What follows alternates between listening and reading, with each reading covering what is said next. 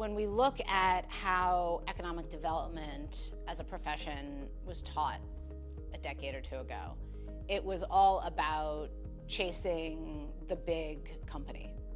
I call it big game hunting.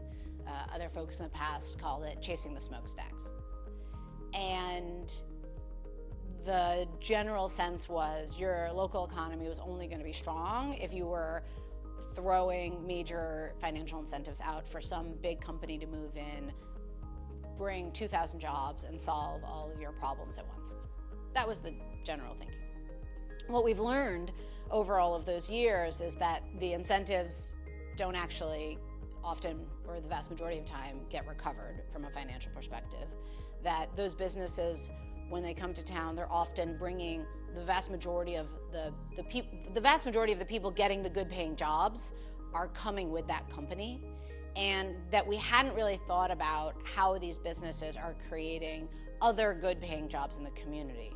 They're bringing in high wage jobs, and they're maybe instigating more low wage service or retail jobs in the community, but there's this huge gap where we're not growing our own good middle income jobs. And then lo and behold, those big businesses, after a decade or so, are picking up and chasing incentives in another community and leaving. So a lot of communities got left in the lurch over the last bunch of decades. What's different now is this recognition that we need to do more, that we need to do something different, that inherently there are skills and knowledge in our community that we can harness to create our own great local economy. Look, I'll be honest, this is not how everybody in economic development thinks about it yet. But I would say that there is a newer generation of people in the sector who recognize that it's a yes and.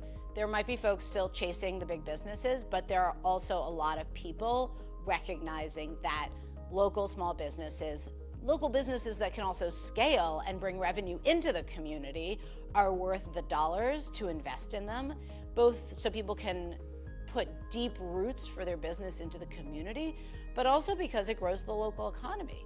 And so I think it's been really exciting over the last 5-10 years to see how this is being embraced in more communities, investing in local businesses, creating incubator programs for businesses that want to scale in the community, creating startup programs that can be based in different neighborhoods so people can feel comfortable going to a training that is more accessible to them. And there's a lot of different pieces that people have put together to invest in community-based local businesses that have the true interest of the community at heart.